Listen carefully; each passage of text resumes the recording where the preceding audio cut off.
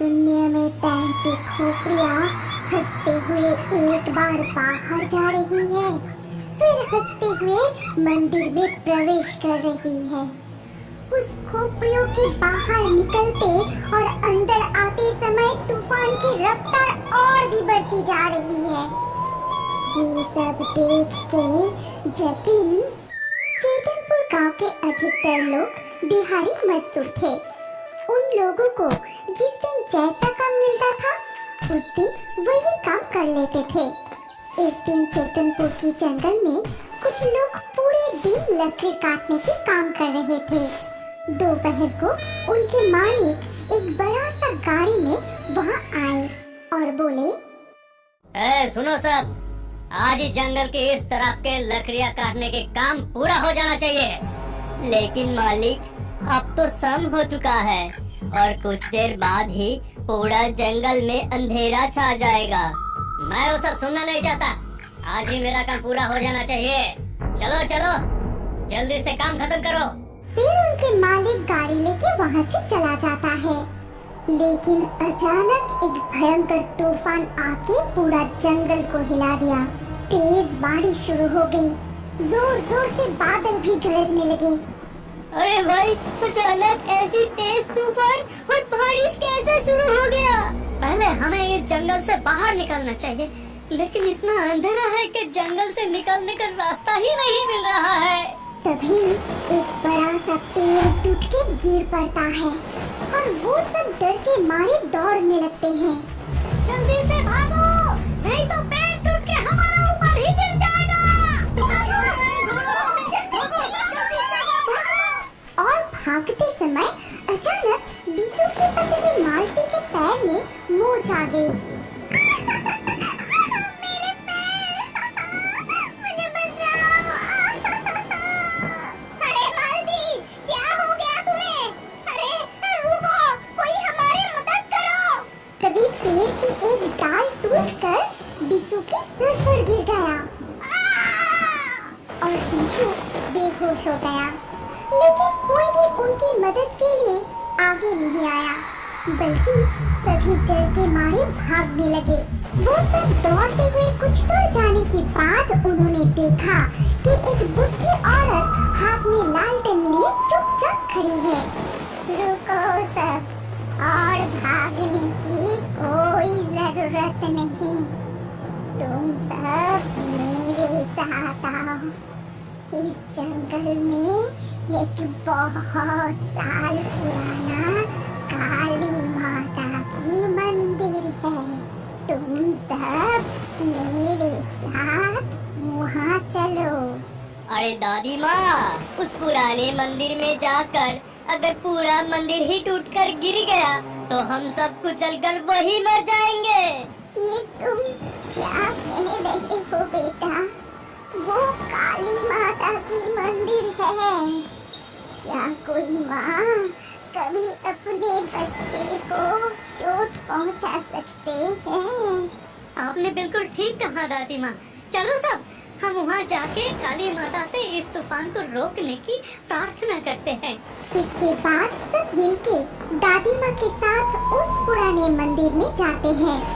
फिर वो सब काली माता की पूजा शुरू करने ही वाले थे कि तभी अचानक उन्होंने हंसी की आवाज सुनी और वो आवाज मंदिर के अंदर से आ रही थी।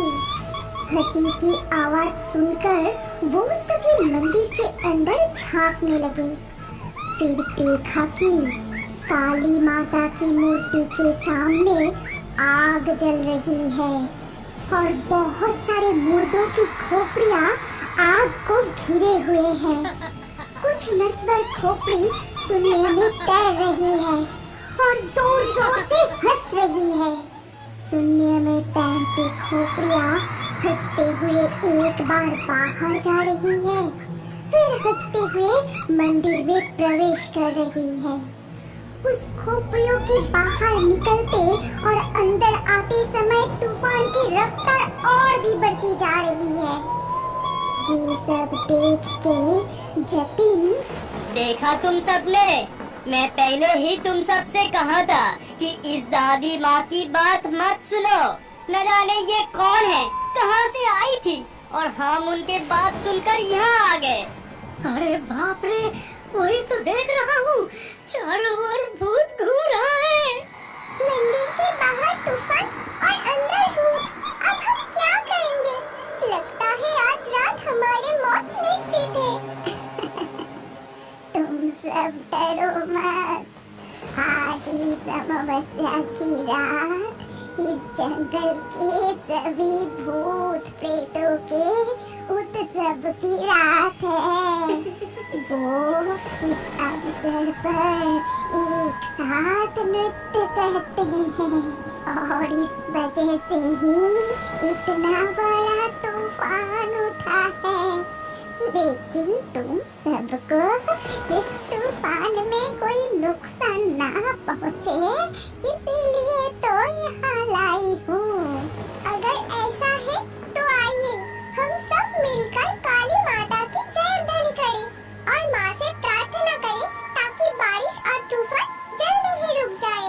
जय मां काली, जय मां काली, जय मां काली। फिर धीरे धीरे करके सुबह हो गए, बारिश और तूफान भी थम जाता है। तब सब मंदिर से निकल के जंगल के रास्ते से आके गांव में पहुँचे। वो देखो, उस पेड़ के नीचे बिसु और मालती बैठे हैं। अरे तुम दोनों सुरक्षित हो, और तुम्हारे माथे पर पट्टी किसने बांध दी? आप सभी तो अपने आप को बचाने में ही लगे हुए थे। एक बुढ़ी दादी माँ हमें बचाकर यहाँ लाई और पट्टी भी बांध दी। सच में हमसे बहुत बड़ी गलती हो गई। तुम दोनों को इस तरह छोड़ के हमें नहीं जाना चाहिए था। लेकिन वो दादी माँ गई कहाँ? शायद वो जंगल में ही घूम रही होगी। इसके कुछ दिन बाद लतिका एक टोकरी में कुछ खिलौना लिए पूरे गांव में घूम घूम के बेचने लगी। खिलौना ले लो, खिलौना, सुंदर सुंदर खिलौना। लेकिन उस दिन उसका एक भी खिलौना नहीं बिकी। तब वो एक पेड़ के नीचे जाके बैठ गई। आज पूरे गांव में घूम घूम के एक भी खिलौना नहीं बिकी। मैं घर चली जाती हूँ, लेकिन अब मैं चावल कैसे खरीदूंगी और बच्चों को क्या खिलाऊंगी? तभी वहाँ वो बुढ़ी दादी माँ आती है। अरे ये क्या बेटी, इतना जल्दी हार मानने से काम नहीं बनता। थक गए हो तो थोड़ा आराम कर लो, फिर दूसरे गांव में जाके देखो, कुछ ना कुछ खिलौना जरूर बिकेगा। लेकिन हार नहीं मानना चाहिए। आपने बिल्कुल ठीक कहा दादी माँ। मुझे आराम करने की बजाय कड़ी मेहनत करनी चाहिए और कड़ी मेहनत से ही तो सफलता मिलती है। फिर लतिका उठ के दूसरे गांव की तरफ चली गई और वहां जाके उसकी टोकरी के सारे खिलौना बिक गए। इसके बाद वो खुश होकर गांव के बाजार जाके चावल और सब्जी खरीद के घर लौट गए। फिर कुछ दिन बाद जतिन अपने पत्नी को साथ लिए जंगल के उस काली माता के मंदिर में पूजा देने के लिए निकले थे और जंगल में पहुंच के, अरे बाप रे, ये तो बहुत घना जंगल है, मुझे बहुत डर लग रहा है।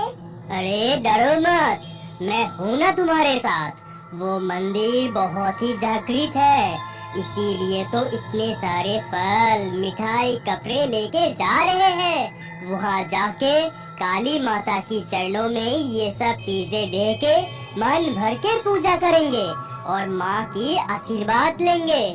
लेकिन उनके ये सारे बातें सुन रहे थे उस जंगल में छुपे हुए दो डाकू। लेकिन तुम तो काली माता की पूजा नहीं कर सकोगे। काली माता की पूजा तो हम करेंगे, और वो भी तुम दोनों को बलि चढ़ा के। कौन हो तुम और हमसे क्या चाहते हो? हम डाकू हैं। तुम्हारे हाथ में जो कुछ है और तुम्हारे पत्नी के गहने, सब कुछ दे दो हमें। ये रघु, दोनों को जल्दी से बंदी बना। जी सरदार, अभी बंदी बनाता हूँ। तुम्हें जो लेना है ले लो, लेकिन हमें छोड़ दो। ए रघु, जल्दी कर। छोड़ दो हमें, छोड़ दो, छोड़ दो हमें। तभी वहाँ वो दादी माँ आ जाती है और कहती है, छोड़ दो उन्हें, जाने दो उनको, और ये मेरी आदेश है।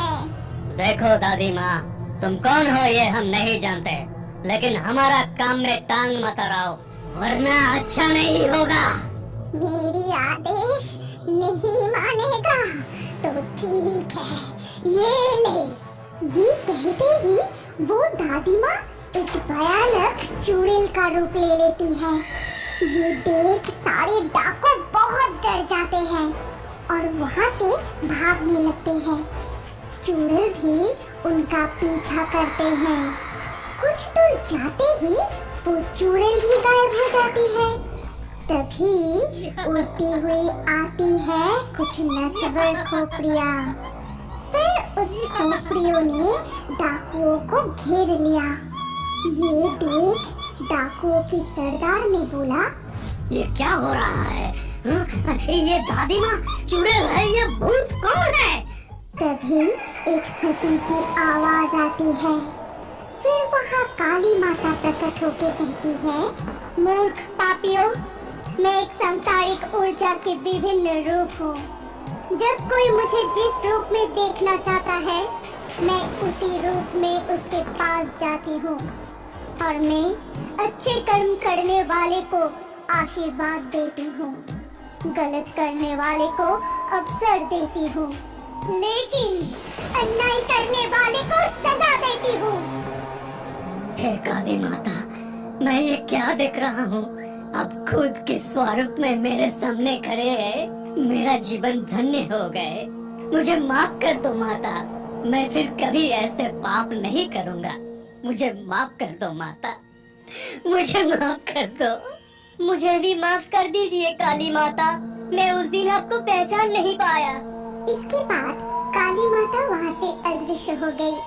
तभी सारे डाकू भी वहाँ से चले जाते हैं। फिर जतिन अपने पत्नी के साथ उस पुरानी काली माता के मंदिर में पूजा देने के लिए जाते हैं। हमारी कहानी यहीं पर समाप्त होती है। अगर आपको ये कहानी अच्छी लगी हो तो इस वीडियो को लाइक करें और अभी और एक नई मजेदार कार्टून देखने के लिए स्क्रीन के ऊपर इस वीडियो को क्लिक कीजिए और हमारे